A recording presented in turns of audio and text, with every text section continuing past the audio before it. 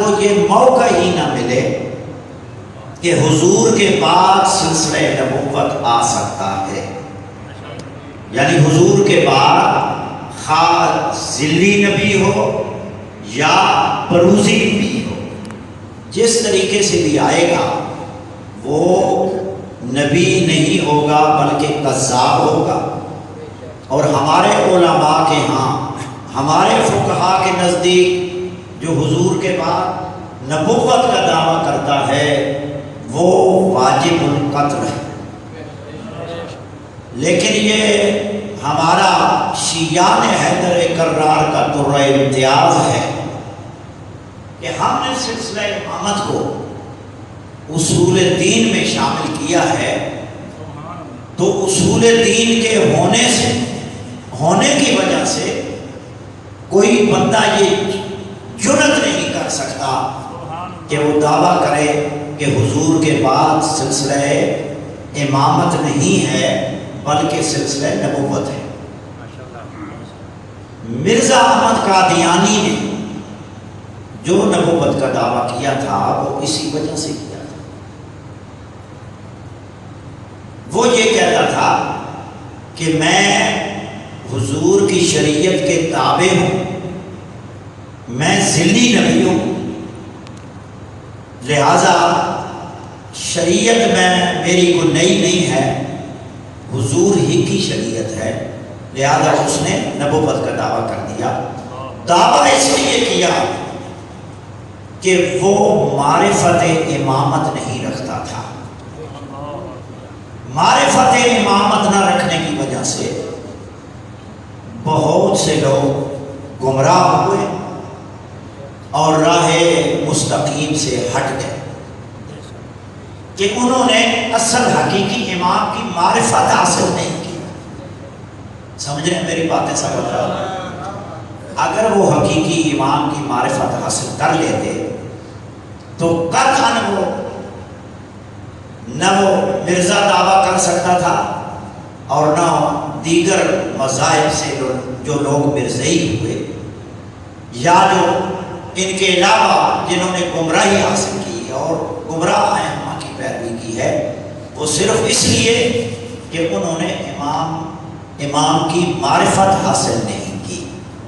اس لیے معرفت امام کو کفر کہا گیا ہے کہ جو حقیقی اور سچے امام کی معرفت نہیں کرے گا اس کے بھٹکنے کا خطرہ ہے، اس کے گمراہ ہونے کا خطرہ ہے۔ جب وہ امام کی معرفت کا حاصل کر لے گا تو وہ ہرگز گمراہ نہیں ہو سکتا، کیونکہ اس نے ایسے امام کے دامن یعنی ایسے امام کے دامن کو تھاما ہے کہ جو امام حقیقی پیغمبر گرامی قدر کے وارث ہیں، علوم کے وارث ہیں، اس لیے حقیقی ائمہ کی معرفت کی وجہ سے وہ کبھی گمراہی کا راستہ اختیار نہیں کر سکتا۔ جنہوں نے بھی اہل بیت کو چھوڑا، ائمہ اہل بیت کو چھوڑا ہے، وہ گمراہ ہوئے۔ اور اس لیے حضور نے فرمایا تھا، یہ مختلف کتب حدیث میں موجود ہے کہ حضور نبی کریم نے فرمایا کہ میری اہل بیت امت کے لیے امان ہے، اگر کوئی اختلاف ہو جائے اور فرقے بن جائیں تو آپ نے میری اہل بیت کا دامن تھامنا ہے۔ حدیث میں مشہور ہے، صدف تارک امتی، آج میں نے وہاں بھی اسی حدیث کو بیان کیا ہے، اور یہ شیعہ سنی کے ہاں معروف مشہور حدیث ہے کہ پیغمبر گرامی قدر نے ارشاد فرمایا کہ میری امت میں 73 فرقے ہوں گے، صدف تارک امتی علی ثلاث و 70 فرقہ کلہم فی النار الا ملۃ واحدہ، یعنی 73 فرقوں میں سے ایک جنتی ہوگا، باقی 72 جہنم میں جائیں گے۔ اور حضور نے کیا فرمایا ہے؟ امتی، میری امت میں، یعنی نہ یہودیوں میں، نہ عیسائیوں میں، نہ ہندوؤں میں، نہ کسی اور غیر مسلم، بلکہ حضور نے فرمایا ستفترق امتی، میری امت میں فرقے ہوں گے 73، ایک فرقہ جنت میں جائے گا اور باقی جہنم میں جائیں گے، یہ حضور نے فرمایا۔ اب یہ پوچھنا ہے کہ یا رسول اللہ، فرقے 73 ہیں اور ایک نے جنت میں جانا ہے، اب کس کے پاس جنتی ہونے کی دلیل ہے؟ سمجھ رہے ہیں میری باتیں؟ سب کو سمجھ آ رہی ہیں؟ ہر فرقہ کہتا ہے کہ ہم نے ہی جنت میں جانا ہے، ہر بندہ ٹھیکیدار ہے اور اس نے عوام کو اپنے ساتھ ملایا ہوا ہے کہ بھائی جنت میں اگر جانا ہے تو ہم نے ہی جانا ہے۔ ہر فرقہ دعویٰ کرتا ہے جنت، ہر فرقہ عبادت میں مصروف ہے، مسجدوں میں، عبادت میں، حج بھی کرتا ہے، زکوٰۃ بھی دیتا ہے، سب عبادات بجا لاتا ہے، صرف جنت کے لالچ کے، جنت میں جانے کے لیے۔ تو یا رسول اللہ، ہر بندہ دعویٰ کرتا ہے آپ امام الانبیاء ہیں، آپ سید الانبیاء ہیں، آپ بھی فرما دیں کہ آپ کی امت میں سے 73 فرقوں میں سے وہ کون سا جنتی فرقہ ہے کہ جس نے اپنے اماموں کے ساتھ جنت میں جانا ہے؟ ظاہر ہے اس کے امام پہلے جنت میں جائیں گے، اس کے امام خود جنتی ہوں گے تو وہ فرقہ بھی جنتی ہوگا۔ اگر امام جہنمی ہیں تو لا محالہ اس کے ماننے والے بھی جہنمی ہوں گے۔ تو اس حضور کے فرمان کے سچے گواہ کہ حضور نے بتا دیا کہ کون سا فرقہ جنت میں جائے گا میری امت میں سے، حضور نے ہی فرمایا کہ 73 فرقہ ہوگا، ایک جنتی ہے۔ اب خود رسول نے کیا فرمایا ہے کہ میری امت میں سے کون خوش قسمت اور خوش نصیب و فرقہ ہے کہ انہوں نے ایسے اماموں کی اتباع کی ہے، ایسے ہادیان برحق کی اتباع کی ہے کہ وہ فرقہ جنت میں جائے گا۔ اس کا گواہ حضرت ابو ذر غفاری، میری باتیں سمجھ رہے ہیں آپ؟ راوی کون ہے؟ حضرت ابو ذر غفاری، غفاری لفظ ہے، غفاری نہ بولنا، غفار۔ حضرت ابو ذر غفاری رضی اللہ تعالیٰ عنہ، اور ان کے بارے میں پہلے بتا دوں، حضور نے بھی سچا کہا ہے کہ میرا سچا ساتھ، اور یہ حضرت ابو ذر غفاری وَهُوَ آخذ بِبَابِ الْکعبہ، حدیث کے کیا لفظ ہے؟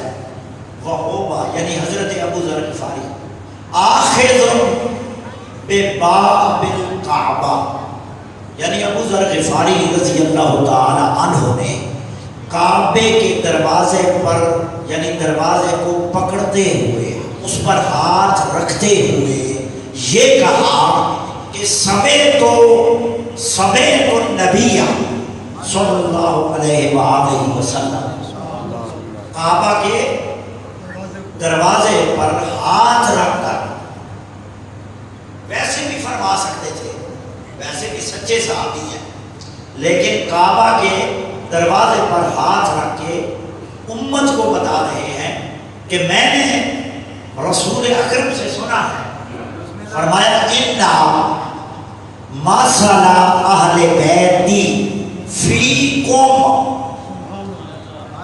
حضور نے فرمایا میری اہل بیت کی مثال تم میں، تم کون تھے مخاطبین اول؟ صحابہ کرام۔ یعنی تم میں میری اہل بیت، جو کہتے ہیں نا سارے اہل بیت ہے، وہ اس پہ میں گفتگو کر چکا ہوں، لیکن یہاں ہمیں یہی فرمایا انی تارک فیکم، انی تارک فیکم، تمہارے درمیان میں چھوڑے جا رہا ہوں۔ اور ادھر بھی فرما رہے ہیں تم میں میری اہل بیت کی مثال، انا مثل اہل بیتی فیکم کمثل سفینہ نوح، میرے اہل بیت کی مثال تمہارے درمیان حضرت نوح کی کشتی کی مثل ہے۔ سنو گے آگے جملے کیا فرمائے تو یہ دیکھو نا، یہ کتاب ہے احمد ابن حنبل، احمد ابن حنبل کی مسند امام احمد۔ ان مثل اہل بیتی فیکم مثل سفینۃ نوح، میری اہل بیت کی مثال تم میں حضرت نوح علیہ السلام کی کشتی کی طرح ہے۔ من راکبہا نجا، من راکبہا نجا ومن تخلف عنہا ہلک، جو کشتی پر سوار ہو گیا وہ نجات پا گیا، ماشاءاللہ، اور جو من تخلفہا، جس نے روح گردانی کی، جس نے حضرت نوح کا کہنا نہ مانا، جو حضرت نوح علیہ السلام کی کشتی میں نہیں بیٹھا، وہ غرق ہو گیا، وہ ہلاک ہو گیا۔ میرے اہل بیت کی مثال کشتی نوح کی طرح ہے کہ جو بیٹھ گیا تھا وہ نجات پا گیا، اور جو نہیں بیٹھا وہ غرق ہو گیا، تباہ ہو گیا۔ بھئی یہ مثال حضرت نے کیوں دی؟ اس لیے دی کہ حضرت نوح علیہ السلام کا بیٹا کنعان، کوئی اور بھی ہوں گے، اور کے بھی نام، حضرت نوح علیہ السلام نے فرمایا کہ آ جا میری کشتی میں، آ جا۔ اس نے انکار کی، نہیں آیا۔ اس نے کہا میں تو پہاڑ پر ہوں، بچ جاؤں، میں پہاڑ پر ہوں، بچ جاؤں گا۔ حضرت نوح علیہ السلام نے فرمایا تو میرا بیٹا ہے، تو باپ کی وجودگی میں تو ہلاک ہو رہا ہے، غرق ہو رہا ہے، میری نافرمانی نہ کر۔ لہذا پتہ چلا کہ جس نے بھی نبی کی نافرمانی کی، جس نے بھی نبی کی گستاخی کی، یا نبی کا حکم نہ مانا، یا نبی کی اطاعت نہیں کی، وہ یا ہلاک ہوا ہے یا غرق ہوا ہے۔ اور وہ کون تھا؟ ان کا بیٹا۔ پتہ چلا کہ خاص سید ہی کیوں نہ ہو، اگر علی کو امام نہیں مانتا، اگر اہل بیت کی کشتی میں سوار نہیں ہوتا، یہ اللہ نے بتا دیا کہ جتنی بھی رشتہ داری ہو، رشتہ داری کام نہیں آئے گی۔ خواہ جس طریقے سے بھی رشتہ داری بنتی ہے اہل بیت کے ساتھ، سمجھ رہے ہیں میری باتیں؟ سمجھ رہے ہیں جس طریقے سے بھی اہل بیت سے، رسول اللہ سے، ان کے خاندان سے جو رشتہ داریاں جڑی ہوئی ہیں، جس طرح کی بھی رشتہ داری ہو، اگر اہل بیت کا نافرمان ہوگا، ان کی اطاعت نہیں کرتا ہوگا، جتنا بھی قریبی رشتہ ہو، اس کی موت کفر کی موت ہو۔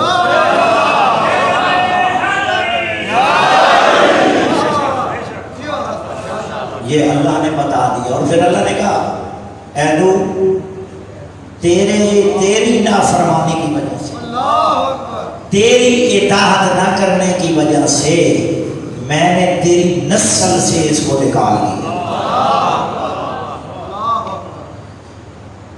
نسل سے نکال دیا ہے۔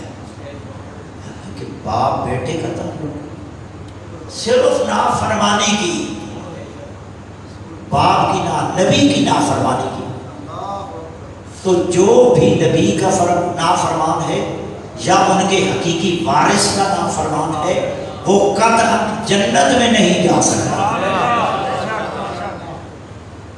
اب پتہ چلا کہ جو اہل بیت کی کشتی پہ سوار ہو گیا، اور اہل بیت کی کشتی کون سی ہے؟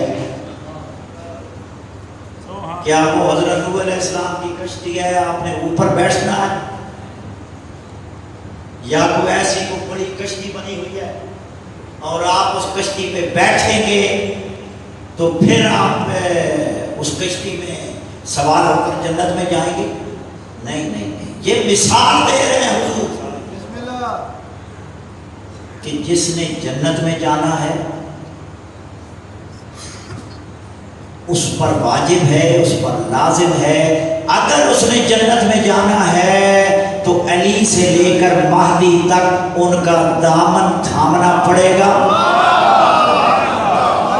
ان کو امام تسلیم کرنا پڑے گا، ان کی اطاعت کرنی پڑے گی، تو پھر جنت ملے گی۔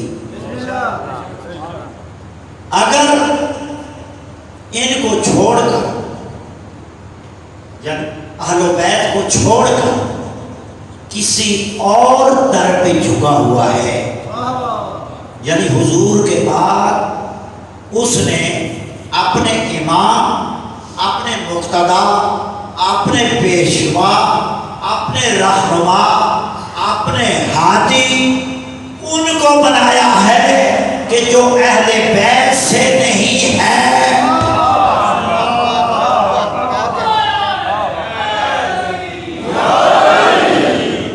وہ یقین کر لے، بالکل یقین، جس میں شک کی گنجائش ہے ہی نہیں، وہ یقین کر لے کہ اس نے جب اہل بیت کی کشتی کو چھوڑا تو اس نے دنیا ہی میں اپنا مکان بنا لیا۔ وہ دعویٰ کرتے رہے، دعویٰ کرنے والے تو بہت تھے، دعویٰ تو لوگوں نے نبوت کا بھی کیا، دعویٰ تو لوگوں نے بڑے امام ہونے کا بھی کیا ہے، لیکن دعویٰ کے لیے دلیل کا ہونا ضروری ہے۔ قرآن کہتا ہے ہاتھو برہانکم ان کنتم صادقین، اگر سچے ہو تو دلیل بلا دلیل دعویٰ باطل ہے، اگر تم سچے ہو تو دلیل۔ اگر آپ نے اہل بیت کی کشتی کو چھوڑ کر دوسرے کی ویگن میں بیٹھے یا اس کی کسی جو اس نے اپنی بنائی ہوئی ہے اس میں بیٹھ گئے تو وہ حضور فرماتے ہیں کہ وہ سیدھی جہنم میں جائے۔ اور یہ حدیث جو میں نے آپ کے سامنے پڑھی ہے کہ ماسالو اہل بیتی، کیا فرمایا؟ فیکم، تم میں، میرے اہل بیت کی مثال کشتی ڈو کی طرح ہے تم میں۔ تو جو تم ہیں مخاطبین، اب ہم نے ان کی اقتدا کرنی ہے یا جس کے بارے میں پیغمبر فرما رہے ہیں کہ آپ نے اس کشتی میں بیٹھنا ہے جو اہل بیت کی ہے۔ جو بندہ مخاطبین جو حضور کے مخاطب تھے، جن کو حضور فرما رہے تھے کہ اگر آپ نے ہلاک نہیں ہونا، نجات پانی ہے، جنت میں جانا ہے تو اہل بیت کی کشتی پہ بیٹھنا پڑے گا. کن کو کہہ رہے تھے؟ سامنے بیٹھنے والے لوگوں کو. اب ہم نے ان بیٹھنے والے لوگوں کو اپنا امام بنانا ہے یا اہل بیت کو بنانا ہے؟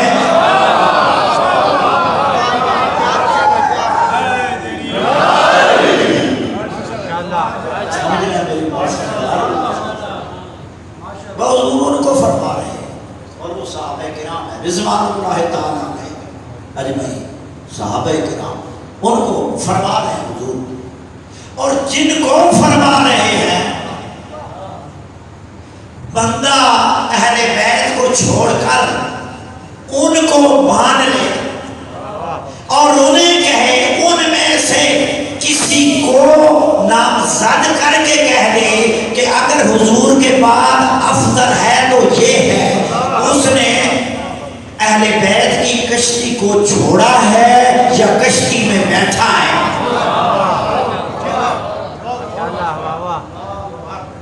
سمجھ رہے میری بات؟ سمجھ رہے بھائی؟ حضور نے فرمایا تم نے مخاطبین بڑے بڑے صحابہ جلیل القدر صحابہ کرام آپ نے یعنی صحابہ سے فرما رہے ہیں کہ اگر آپ نے بھی جنت میں جانا ہے اہل بیت کی کشتی میں بیٹھنا پڑے گا. ادھر کہا اگر آپ نے میرے پاس آنا ہے تو در سے آنا ہے اور در علی ہے. ادھر فرمایا کہ اگر آپ نے نجات حاصل کرنی ہے کہ میں نجات پا جاؤں جنت میں چلا جاؤں تو پھر اہل بیت کا دامن تھامنا پڑے گا. ان مخاطبین میں سے کسی کو پکڑ کر حضور کے بعد نامزد کر کے امت کا امام بنا کر امت کو بھی نہ گمراہ کرو. سمجھ رہے میری بات؟ بھائی یہ اصولی بات ہے, علمی بات ہے, قانونی بات ہے. حضور مخاطبین سے کہہ رہے ہیں اہل بیت ان کی کشتی, اور جو لوگ اہل بیت کو چھوڑ کر مخاطبین کی اتباع کر رہے ہیں ان کی کشتی میں بیٹھ گئے, وہ اپنا فیصلہ خود کر لے. جو پہلے چلے گئے ممکن ہے لاشعوری طور پہ اس راستے پر رہے, لیکن جو آج کی نسل ہے وہ سمجھ جائے حقیقت اور اب موقع ہے اگر جنت میں جانا ہے اور مولویوں کی وجہ سے اس راستے پر چل پڑے, اہل بیت کو چھوڑ دیا, اللہ کی بارگاہ میں معافی مانگ کے اب بھی موقع ہے. یہ سخی گھرانہ ہے, یہ گھرانہ تو یہ کہتا ہے جس وقت چاہو ہمارے در پہ آ جاؤ, ہم جانے اور جنت جانے.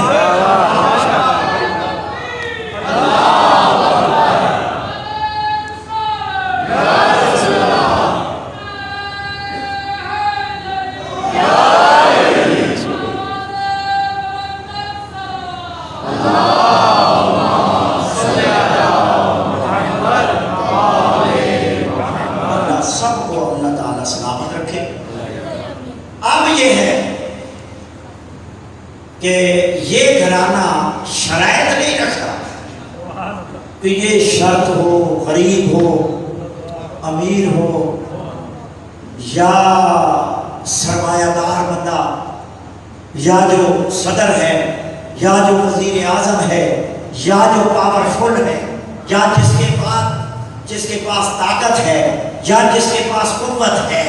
نہ اگر غریب بھی ہے, اگر اس نے ان کا دامن پکڑ لیا ہے وہ 1000 رئیسوں سے افضل, وہ 1000 حکمرانوں سے افضل. اس نے اہل بیت کا دامن تھاما ہوا ہے, وہ اس سے افضل ہے. اگرچہ دنیاوی طور پہ, مادی طور پہ یعنی زوال پذیر جس نے ہمیشہ نہیں رہنا.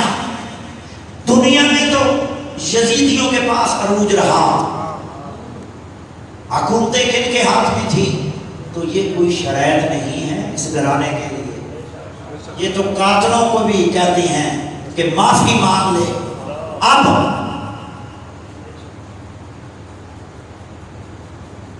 حضرت حر، لیکن یہ بات کان کھول کر سن لے، نبی کا قاتل ہو یا امام کا قاتل ہو وہ واجب القتل ہے، اس کی معافی قبول نہیں. ہماری کتاب میں کہ جو اہل بیت کو گالی دیتا ہے، سب و شتم کرتا ہے، واجب قتل ہو، اس کا قتل کرنا واجب ہے. یہ ہماری فقہی کتاب ہے. اب یہ جو حدیث میں نے پڑھی ہے، ہو سکتا ہے آپ سے کوئی مولانا پوچھے جو دورہ حدیث پڑھاتا ہے، مدارس میں حدیث پڑھاتے ہیں. ہماری نہیں، پہلے میں یہ بتا دوں آپ، اصل مختلف آگے باتیں آتی رہتی ہیں. یہ حدیث جو میں نے پڑھی ہے، حضرت ابو ذر غفاری نے کعبہ کے دروازے پر ہاتھ رکھ کہا کہ میں نے خود سنا ہے، سمیت میں خود سنا ہے نبی سے کہ اہل بیت کی کشتی میں بیٹھ کے وہ کر نجات جاتے ہوتے. یہ روایت ممکن ہے، توجہ میری طرف. جو حضرات میرے سامنے آنکھیں بند کرتے ہیں مجھے دکھ ہوتا ہے، میری طرف یہ متوجہ ہے. یہ روایت سوائے کے محرقہ میں ہے، یہ علامہ ابن حجر مکی نے بھی لکھی ہے اور معجم الکبیر طبرانی میں بھی ہے. اس کے بعد امام احمد ابن حنبل نے بھی اس کو روایت کیا ہے. یعنی بڑے بڑے محدثین نے اس کو روایت کی ہے، بڑے بڑے محدثین. یہ علامہ ابن حجر مکی کعبہ کے امام کہتے ہیں وجاء من طرق عدیدہ. یہ روایت یعنی یہ حدیث حضرت ابو ذر غفاری کی یہ متعدد سندوں سے آئی ہے. یعنی ایک سند سے نہیں، متعدد سندوں سے آئی ہے. تو یہ کہتے ہیں کہ اگر مختلف سندیں، اگرچہ یہ اصول حدیث کا قاعدہ ہے پہلے سنت کے ہاں اور ہمارے ہاں، کہ اگر ایک حدیث آئی ہے اگرچہ وہ ضعیف ہے، کمزور ہے، لیکن شرط یہ ہے کہ وہ من گھڑت حدیث نہ ہو، یعنی بنائی نہیں نہ ہو، اس میں راوی کوئی حدیثیں گھڑنے والا نہ آ جائے. یعنی من گھڑت حدیث کا بیان کرنا حرام ہے، شیعوں کے نزدیک بھی، سنیوں کے نزدیک. اب یہ جو انہوں نے لکھا ہے کہ متعدد یعنی سندوں سے آئی ہے، جو قوی ہو، یعنی بعض جب متعدد سندوں سے آتی ہے تو وہ تمام سندیں مل کر اس حدیث پر حکم ہوتا ہے حسن لغیرہ.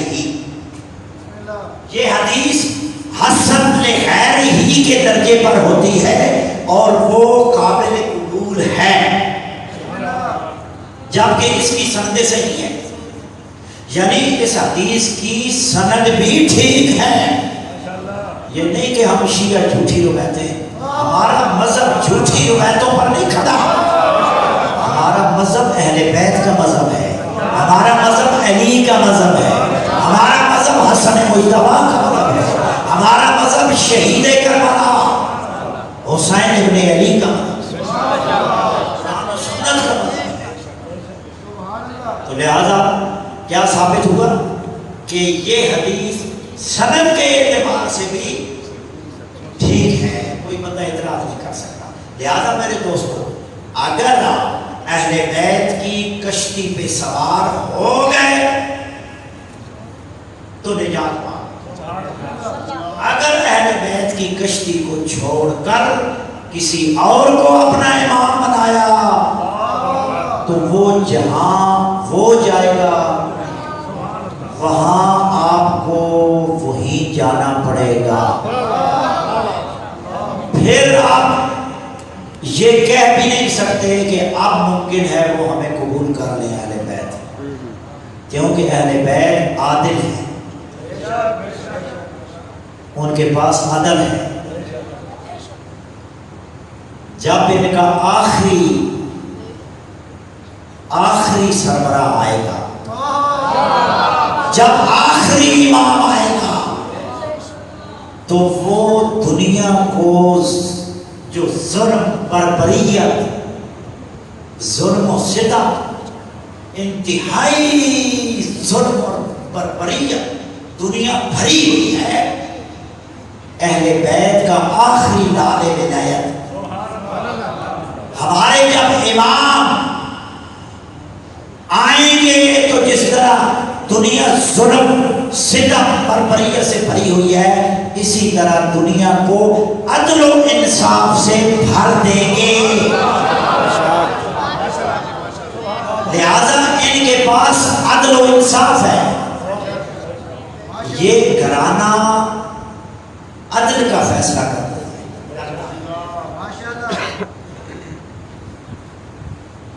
یہ گھرانہ عدل کا فیصلہ کرتے ہیں.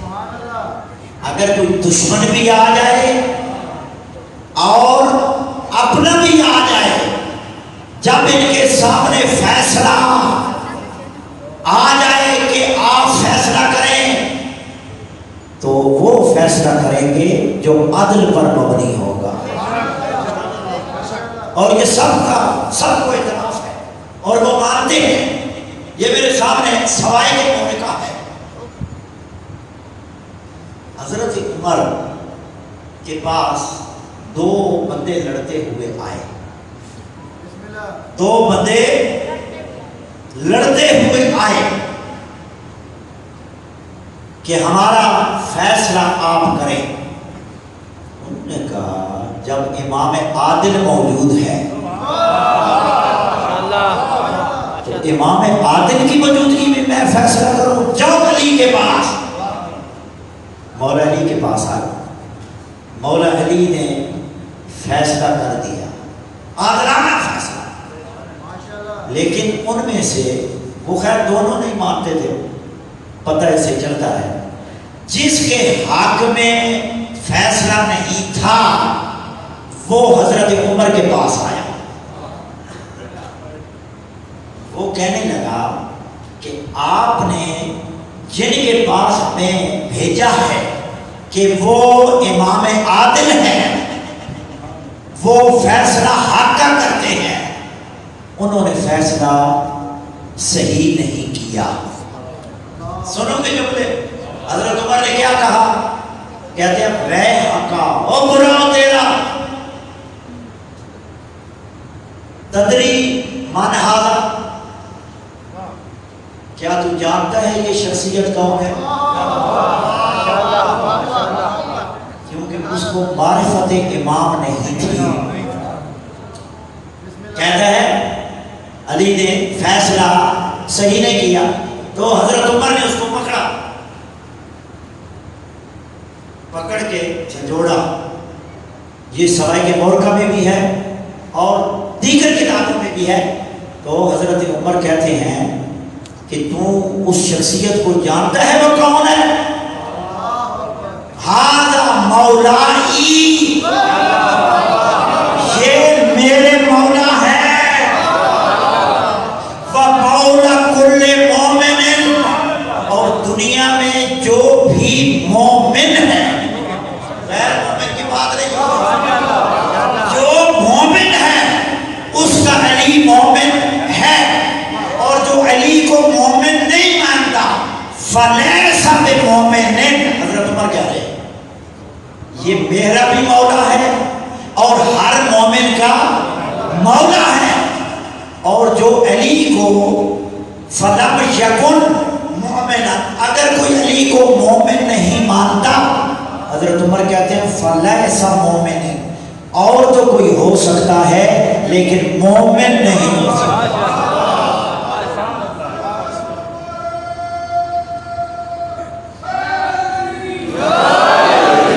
آپ اندازہ لگائیں، میں ایک دن وہاں چکوال میں ایک مسجد تھی، چکوال میں اپنے ضلع میں چکوال آیا ہوا تھا تو یہ مسجد میں چلا گیا، وہاں اکثر مولانا میرے دوست، لیکن وہ مسجد تھوڑی سخت لوگوں کی تھی، تو میں نے وہاں کہا یا علی مولا، ایسے وضو کر رہا تھا نکل گیا، وہ مولانا جواب کرا کے نکل رہے تھے، کہتے ہیں جی آپ شیعہ ہیں؟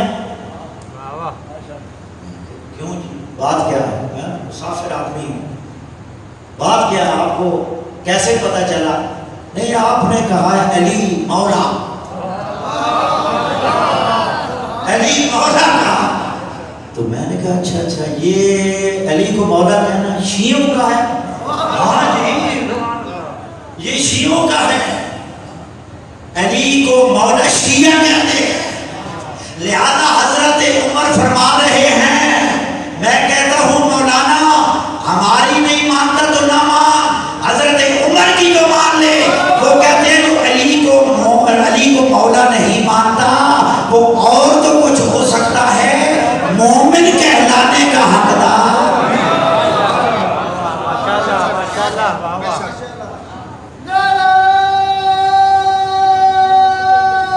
آگے یہ کہیں، میں نے کہا آگے بھی جائیں گے نا،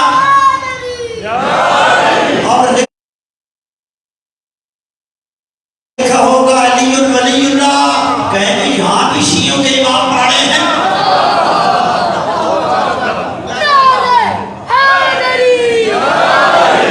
آپ تو ادھر سے بھی بھاگیں گے علی کے نام سے، ادھر سے بھی بھاگیں گے، وہاں بھی لکھا ہے لہذا جنت بھی شیعوں کی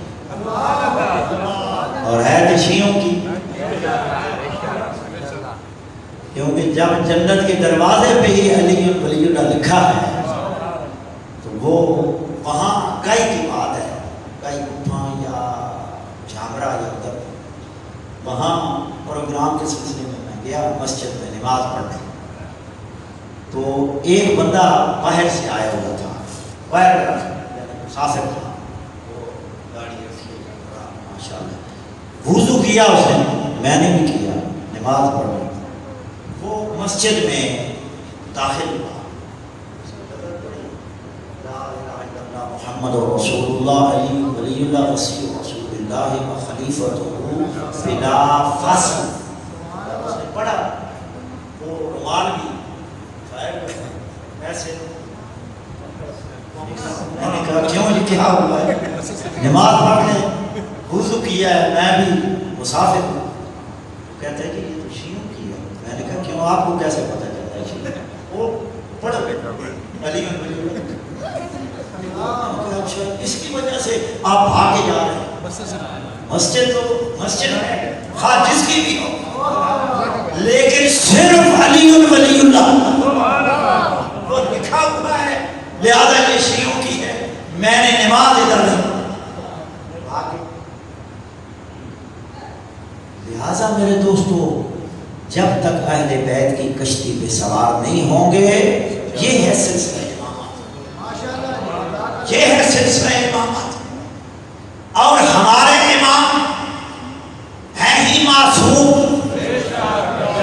جو ہر قسم کا گناہ نہیں کر سکتے، اور امام کو ہونا ہی معصوم چاہیے، جب اس کا ماننے والا چوری کرے گا، بدکاری کرے گا، کوئی اور جرم کرے گا تو اس کو سزا دی جائے گی، لیکن جب امام بھی اس جیسا ہے، امام بھی غیر معصوم ہے، امام بھی چوری زہر کر سکتا ہے جو معصوم نہیں ہے، یعنی امتی اس کے پیروکاروں میں اور اس امام میں کیا فرق رہ گیا؟ تو لہٰذا یہ ایک روایت پڑھنے کے بعد بس ذکر مسائل مختصر، آپ گھبرا تو نہیں رہے؟ یہ سنا دوں یا نہیں؟ اس طرح آپ فرمائیں گے یہ ازالت الخفا عن خلافت الخلفاء، شاہ ولی اللہ محدث دہلوی۔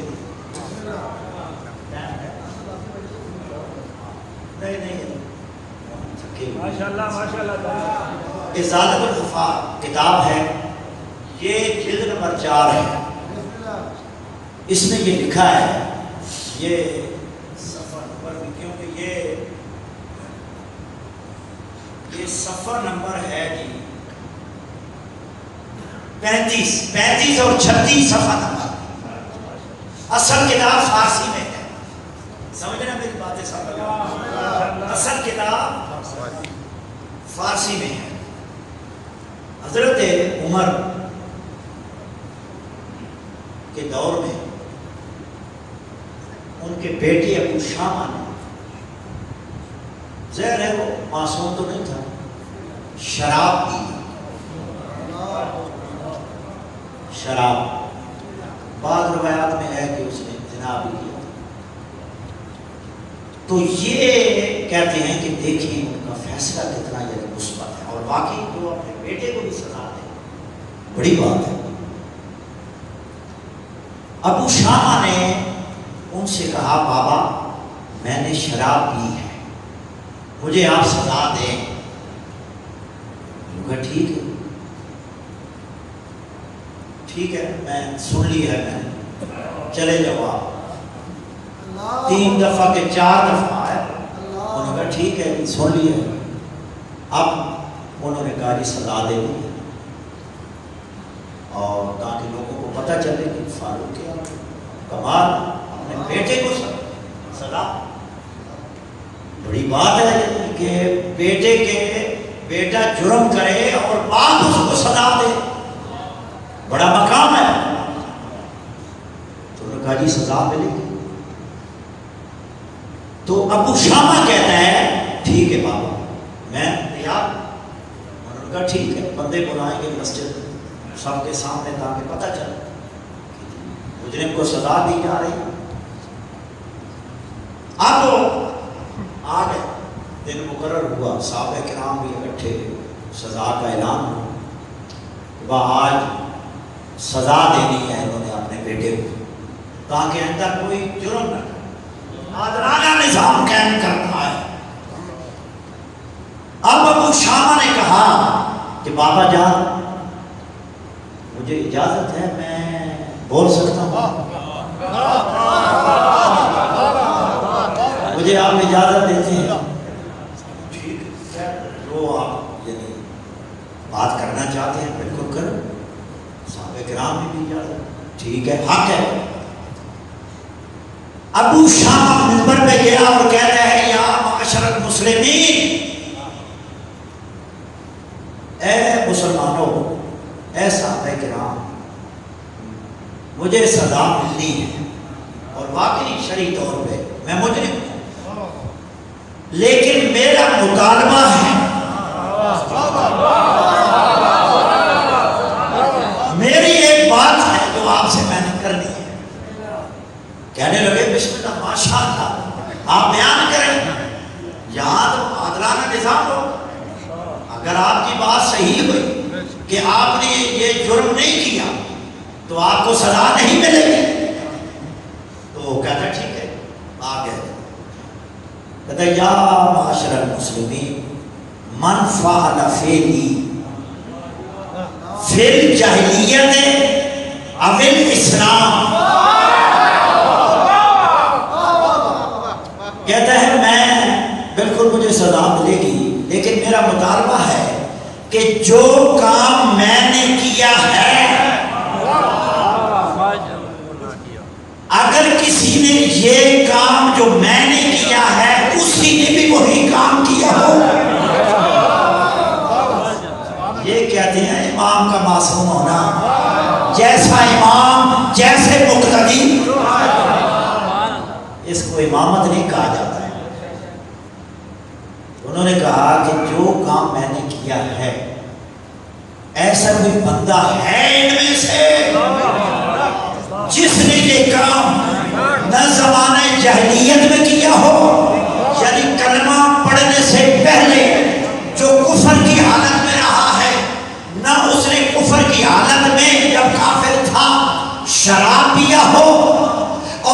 اسلام لانے کے بعد اس نے جو میں نے کام کیا ہے وہ کیا ہو، اگر کوئی مائی کا لال ہے تو میرے سامنے کھڑا ہو جائے اور مجھے سزا دے، میں سزا کے لیے تیار ہوں۔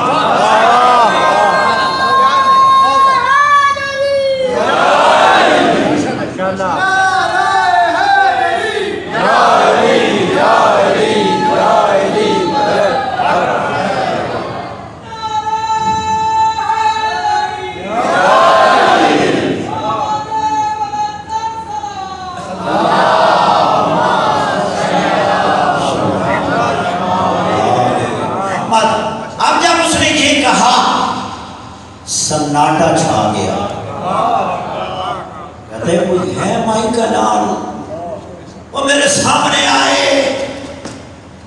دوستو یہی سزا ملتی ہے، امام کا معصوم ہونا اس لیے واجب ہے، وہ بھی اگر مقتدیوں جیسا ہے وہ اور مقتدی ہو سکتا ہے لیکن امام نہیں ہو سکتا۔ کوئی بولے بتا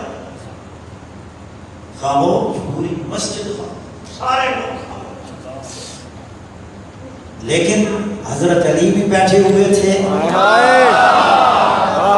یہ کتاب میں موجود ہے، کتاب میرے پاس ہے، مولا علی بیٹھے ہوئے تھے، لیکن انہوں نے کہا ذرا دیکھتے ہیں کیا بنتا ہے تھوڑا۔ کوئی اٹھا ہی نہیں، پہلے ایسے دیکھ رہے تھے، جب انہوں نے کہا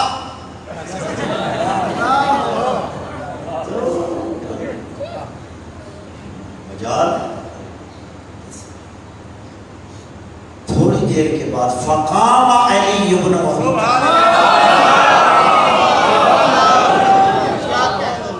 میری آواز کی سمجھ آ رہی ہے میری؟ پھر کیسے کہتے ہو کہ سب ایک جیسے تھے؟ معیار امام کو سمجھو۔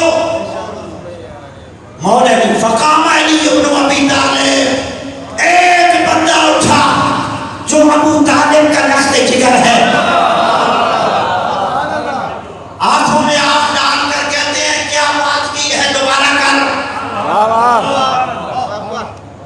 آپ خود بھی حد بیان، حد عائد کر سکتے تھے، حد جاری کر سکتے تھے، لیکن اپنے بیٹے حسن سے کہا بیٹا حسن تم بھی کھڑے ہو۔ حسین سے کہا حسین بیٹا اٹھو۔ کہتے ہیں اس کا حسن بیٹا اس کا دایاں بازو پکڑ لو، حسین بیٹا اس کا بایاں بازو پکڑ لو۔ ثم ضرب ستۃ عشر صوتا فاغمی علیہ، حیدر کرار نے جب 16 کوڑے اس کو مارے، فاغمی علیہ، ابو شامہ بے ہوش ہو گیا۔ جب بے ہوش ہوا تو مولا کائنات اس کے کان میں ایک بات کرتے ہیں،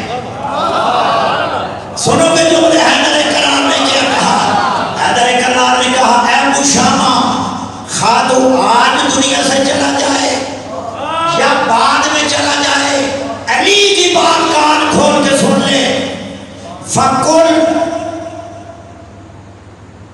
وَفَائِدَ، یعنی میری بات کان کھول کے سن لے، خواہ ابھی مرے خواہ بعد میں مرے، میری طرف سے رب سے کہنا کہ مجھ پر حد اس شخصیت نے جاری کی ہے جس نے نہ صغیرہ گناہ کیا ہے نہ کبیرہ گناہ۔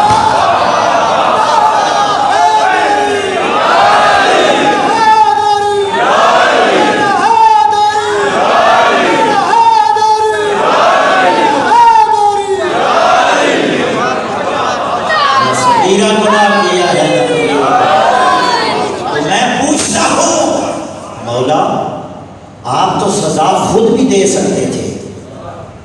فرماتے ہیں ان وفائے کا ربا کا، جب اپنے رب سے ملے، فقل کہہ دینا ضربا من ہدا، مجھ میں اس شخصیت نے ہاتھ لگائی کہ جس نے کوئی گناہ کیا ہی۔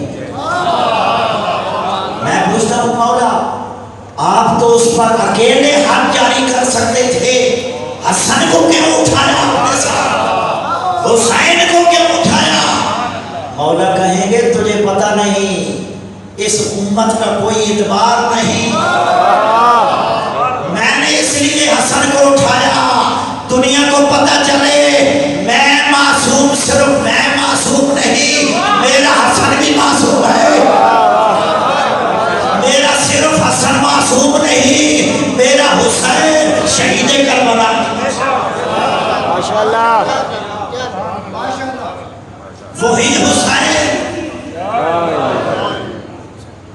وہی حسین کربلا میں آیا، اور اسی حسین نے اصغر بھی دیا، اکبر بھی دیا۔ عزادارو، اس حسین کو اکبر سے اتنا پیار تھا، آدھی رات کو اٹھ کر اکبر کا چہرہ بھی دیکھتے تھے، اکبر کو چومتے بھی تھے، ایک لحظہ کے لیے بھی اکبر کے بغیر ہمارا مولا نہیں رہ سکتا تھا۔ لیکن عزادارو، جب اکبر کو مرنے کے لیے بھیجا تو آپ کے امام نے فرمایا اللہم علی ہؤلاء القوم فقد برز الیہم غلام اشبہ خلقا و خلقا و منطقا برسول نے کہا، اے اللہ اس قوم جفاکار کے ظلم اور بربریت پر گواہ رہنا، میں وہ بیٹا ان کی طرف بھیج رہا ہوں جو شکل و صورت میں، جو سیرت و کردار میں تیرے نبی جیسا ہے۔ پھر رو کر فرمانے لگے کہ کننا اذا اشتقنا بنبیک، اے بار الہ، جب ہمیں تیرے نبی کی زیارت کا اشتیاق ہوتا، نظرنا الی وجہہ، ہم اکبر کا چہرہ دیکھ لیتے۔ اے اللہ گواہ رہنا، میں محمد کو بھیج رہا ہوں، اللہ سوائے غم حسین کے عزاداروں کوئی غم نہ دے۔ یہ شہزادہ علی اکبر، انگوروں کا موسم نہیں تھا، اکبر نے کہہ دیا بابا انگور کھانے کا دل چاہ رہا ہے۔ عزاداروں، اکبر کی زبان سے یہ جملوں کا نکلنا تھا۔ مقتل کے علماء نے لکھا ہے شہید کربلا نے مسجد نبوی کے ستونوں میں ہاتھ ڈالا، خواہ ہاتھ جنت میں گیا یا جنت خود مدینہ میں آ گئی، اجرکم اللہ۔ ایک انگوروں کا خوشہ نکلا اور اکبر کے سامنے پیش کر دیا، یہ لے میرے لال۔ صرف اکبر نے مطالبہ کیا، لیکن حسین کو خوش ہو جانا چاہیے تھا کہ میرے بیٹے نے مطالبہ کیا ہے اور انگور میں نے حاضر کر دیا ہے۔ لیکن عزاداروں، علماء مقاتل لکھتے ہیں کہ حسین دھاڑے مار کر رونے لگے۔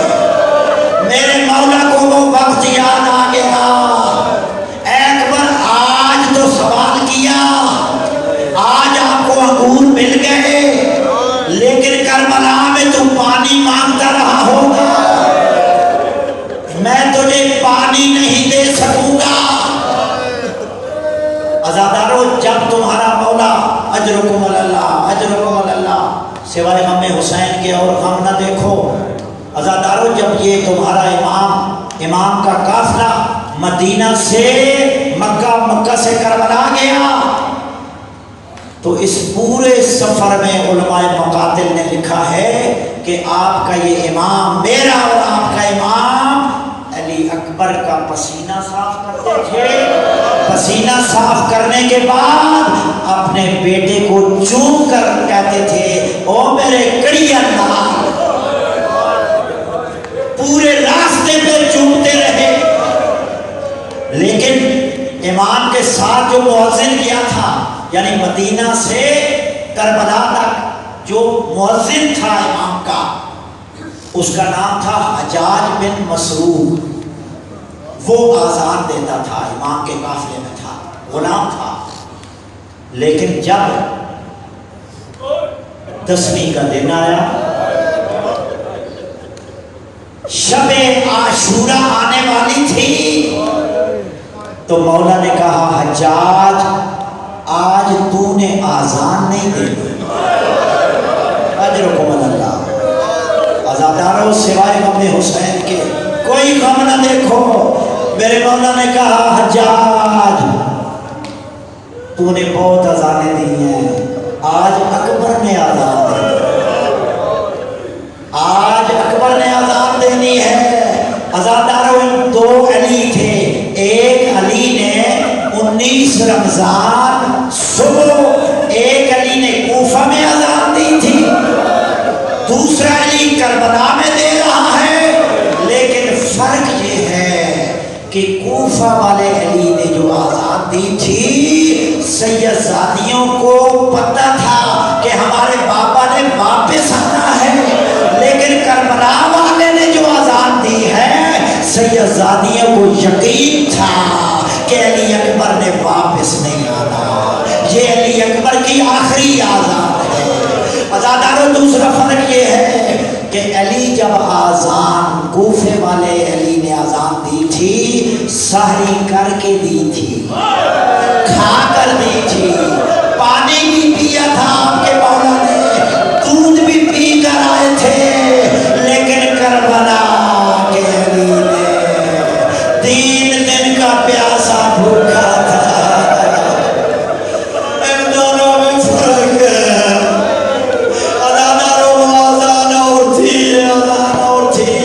علی نے کیوں اکبر سے آزان دلوائی؟ عزاداروں علماء نے اس کی 2 وجوہات بیان کی ہیں۔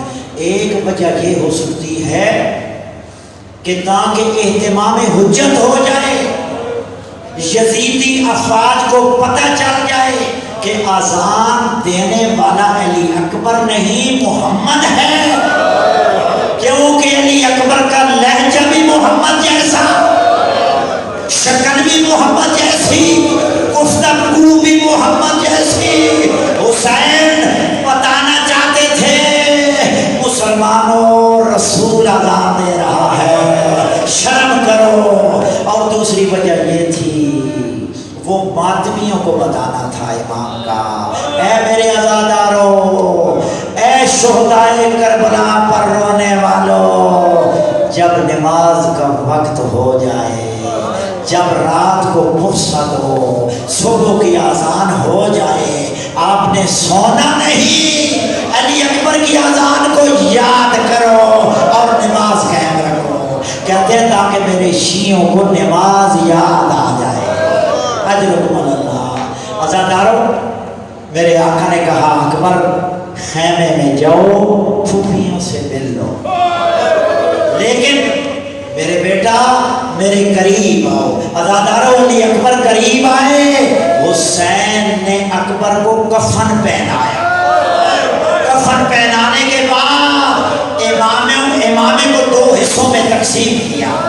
جس طرح میت کو امامہ بنایا جاتا ہے، حسین نے اپنے بیٹے کو سر کا امامہ باندھا اور دوسرا حصہ تحت الحنک لپیٹا۔ دعا کرو ضعیف والد کے سامنے اس کا جوان بیٹا موت کی طرف نہ جائے۔ عزاداروں اس والد سے پوچھا جائے کہ جس کا بیٹا موت کی طرف جا رہا ہے، اجرکم اللہ۔ عزاداروں علی اکبر خیمے میں آئے، جب خیمے میں آئے میری آقا زادی جناب زینب کھڑی ہوئی، کہتی ہیں علی اکبر موت کی طرف جا رہے ہو؟ ایک پھپھی نے ماتھا چوما، دوسری پھپھی نے ہاتھوں جوان کا میت پڑا ہو، اس کی ماں میت کے اوپر اپنا منہ رکھ دے گی اور وہ کہیں گے جلدی کرو ہم نے دفنانا ہے، لیکن ماں کی آواز آئے گی نہیں میرا بیٹا ہے، میں اس کی ماں ہوں، میں اس کی میت نہیں چھوڑ سکتی۔ عزاداروں یہ ماں کی محبت ہے، لیکن اس کی اگر بہن ہے تو بہن کہے گی نہیں میرے بھائی کا میت نہ لے جاؤ، میں برداشت نہیں کرتی، لیکن وہ کوشش کرے گی اپنے گھر کا دروازہ بند کر دے کہ میرے بھائی کا میت نہ لے جاؤ۔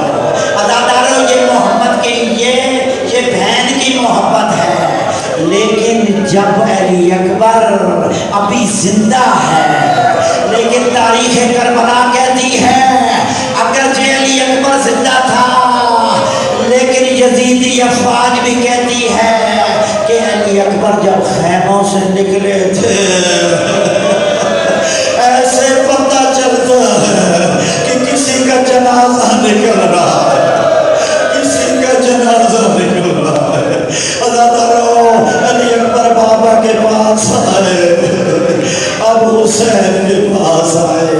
عزاداروں میرے مولا نے اجازت دی، بس میں مختصر کر رہا ہوں، چھوڑ رہا ہوں لفظ۔ جب میرے مولا نے اجازت دی علی اکبر جانے لگے، حسین پھر دوڑے، کہتے ہیں اکبر ایک دفعہ مڑ کے دیکھ میری طرف، عزاداروں ایک دفعہ دیکھ میری طرف مڑ کے۔ عزاداروں اکبر نے دیکھا، حسین کہتے ہیں اکبر ایک دفعہ بابا کے پاس آؤ۔ عزاداروں علماء مقاتل نے لکھا ہے 4 دفعہ حسین نے بلایا، 4 دفعہ علی اکبر بابا کے پاس آئے۔ جب علی اکبر چوتھی دفعہ جانے لگے، علی اکبر نے دیکھا بابا سواری کے پیچھے دوڑتے ہوئے آ رہے ہیں، کہتے ہیں بابا میرے ساتھ نہ آئیں، آپ واپس چلے جائیں۔ تو میرے مولا کہتے ہیں اکبر اگر میری جگہ تو ہوتا تو میں تجھ سے پوچھتا کہ ضعیف باپ کا دل جوان بیٹے کو موت کی طرف ضعیف باپ بھیج رہا ہے۔ عزاداروں علی اکبر نے 120 لعینوں کو واصل جہنم کیا، پیاس کا غلبہ ہوا، کہا یا آبتا العطش، خیام میں آئے، امام حسین انتظار میں تھے۔ عزاداروں کہا بابا پیاس نے نڈھال کر دیا ہے، کہا بیٹا پانی نہیں ہے۔ میں نے کہا مولا جب اکبر نے انگور مانگے تھے تو آپ نے انگور کا موسم بھی نہیں تھا، انگور لا کر علی اکبر کو دیے تھے۔ میرا مولا اتنا غریب ہو گیا ہے، آج اکبر پانی مانگ رہا ہے، آپ پانی نہیں دے رہے۔ عزاداروں اکبر نے سینے سے لگایا، اپنی زبان اکبر کی زبان میں ڈالی، کہا بیٹا کیسا پاتے ہو؟ اکبر رونے لگے، کہتے ہیں بابا آپ کی زبان تو میری زبان سے بھی زیادہ خوش ہے۔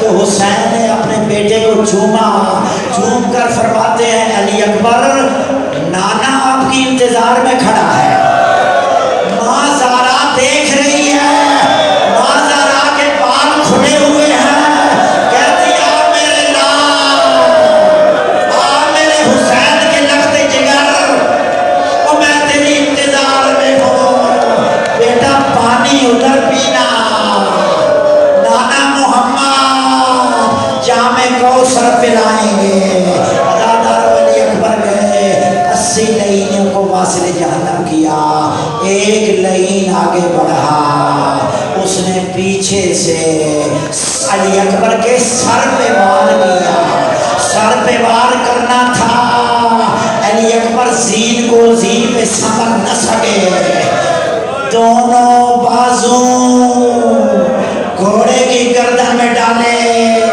کہا گھوڑا منت کر دو مجھے جلدی جلدی خیام میں لے جا، میرے بابا بوڑھے ہو چکے ہیں، وہ مقتل میں نہیں آ سکتے، جلدی لے جا، میرے بابا کو میری لاش پر نہ آنا پڑے، میری لاش بہت دور ہے، میرے بابے میں چلنے کی ہمت ختم ہو چکی ہے، مجھے جلدی لے جا۔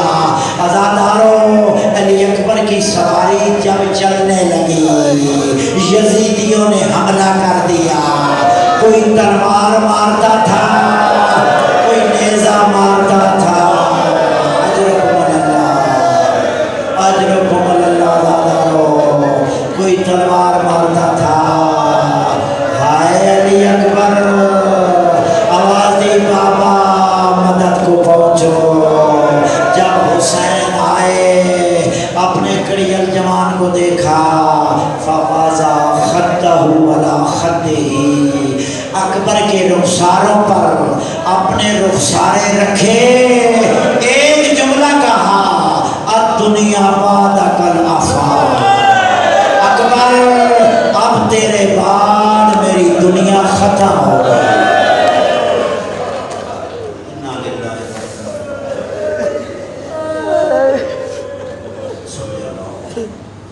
میرے مومنین کی حاجات اپنی بارگاہ میں قبول فرما، میرے مومنین کو ہر قسم کی آفات و بلیات سے محفوظ فرما، مومنین کی حاجات شریعہ اپنی بارگاہ میں قبول فرما، میرے مومنین کے گھروں میں مشکلات ہیں، بچوں کے مسائل ہیں، بچیوں کے مسائل ہیں، واسطے شہداء کربلا کا میرے اللہ ان کی مشکلات دور فرما، دشمنان اسلام کا گلا کما فرما، جو مومنین و مومنات دنیا سے جا چکے ہیں میرے اللہ ان کی مغفرت فرما، میرے اللہ جو مومنین بیمار ہیں، مومنین و مومنات بیمار کربلا کا واسطہ ان کو صحت کلی کاملہ عطا فرما، میرے اللہ دشمنان اسلام خصوصاً دشمنان تشیع کا گلا کما فرما، میرے اللہ ہمارے ملک میں امن و آشتی پیدا کر دے، باہمی اتفاق و اتحاد کی فضا بنا میرے اللہ واسطہ آل محمد کا مومنین کو آپس میں اتحاد اتفاق عطا فرما، میرے اللہ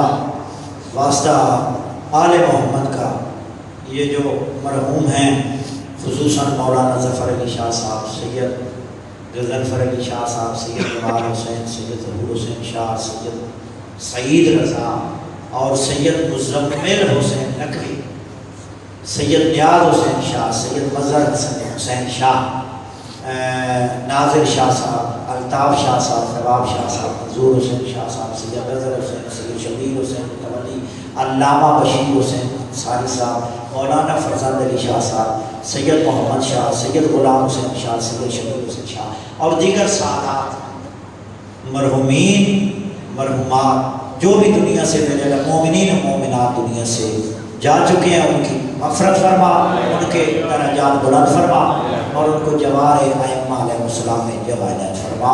اللہم صلی علی محمد۔